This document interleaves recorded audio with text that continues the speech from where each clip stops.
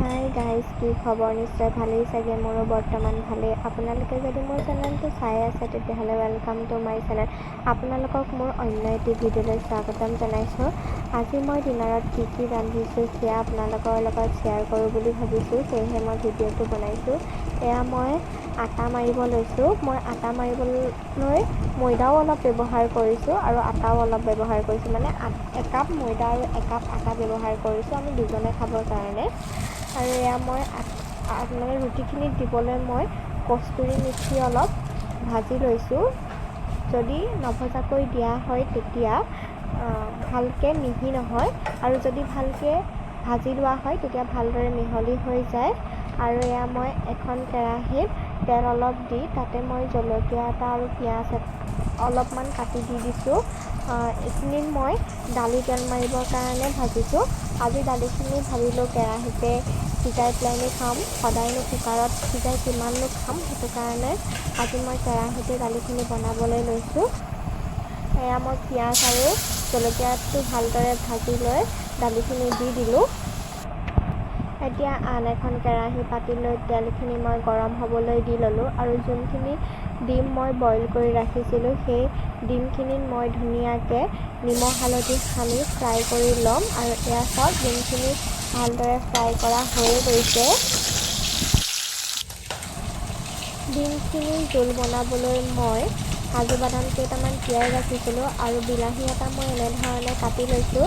এতিয়া কাজু বাদাম আৰু বিলাহীৰ মই এটা পেষ্ট বনাই ল'ম। এখন কেৰাহী পাতি মই তাতে তেলখিনি গৰম হ'বলৈ দি ল'লোঁ আৰু যোনখিনি মই নহৰু, আদা আৰু পিঁয়াজৰ এটা পেষ্ট বনাই ৰাখিছিলোঁ সেই পেষ্টখিনি মই ইয়াতে দি দিম। এয়া পেষ্টখিনি মই কেৰাহীখনত দি দিলোঁ আৰু মই পিঁয়াজখিনি ভালদৰে ভাজি ল'ম। তাৰপিছতহে মই কাজু বাদাম আৰু বিলাহীৰ পেষ্টটো এড কৰিম। এয়া চাওক, কাজু বাদাম আৰু বিলাহীৰ পেষ্ট মই এনেদৰে বনাই ল'লোঁ। বনাই লৈ এতিয়া মই দি দিছোঁ আৰু এইখিনি মই ভালদৰে অলপ সময় ভাজি ল'ম। এয়া মই আটাখিনি ভালদৰে এতিয়া সানি ল'ম। মই আটা সানিবৰ কাৰণে গৰম পানী ইউজ কৰোঁ। আপোনালোকে গৰম পানী ইউজ কৰে নে ঠাণ্ডা পানী ইউজ কৰে জনাবচোন। আগতে মাহঁতে কোৱা শুনো যে আটা মাৰোঁতে যদি গৰম পানী ইউজ কৰা হয় তেতিয়া ৰুটিখন বহুতেই বেছি কোমল হয় বুলি কয়। আৰু মোৰ পাকঘৰটো এতিয়া স্থায়ী পাকঘৰ হয়, আমি ঘৰ এটা বনাই আছোঁ, তো তাত মই স্থায়ীভাৱে সজাম। আৰু এতিয়া আপোনালোকে মোৰ পাকঘৰটো চাই একো বেয়া ধৰণৰ কমেণ্ট যাতে নকৰে।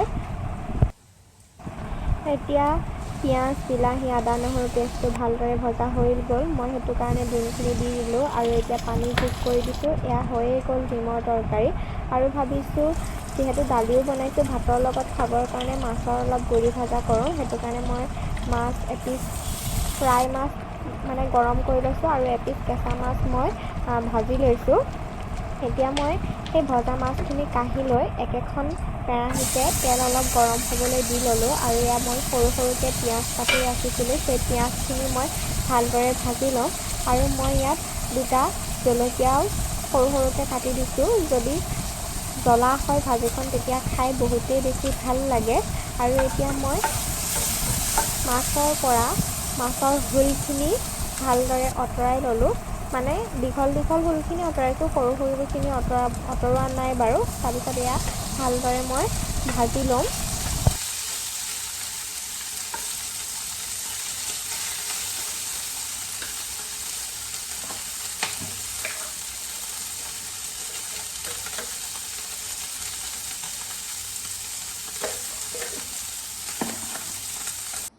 এয়া মোৰ আজি ডিনাৰৰ থালিখন ৰেডি হৈ গ'ল।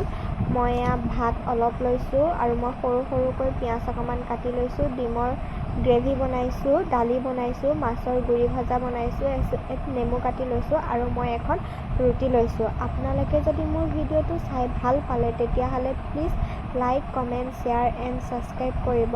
আপোনালোকক আকৌ নেক্সট ভিডিঅ'ৰ সৈতে লগ পাম। আজিলৈ আহিছোঁ, বাই বাই।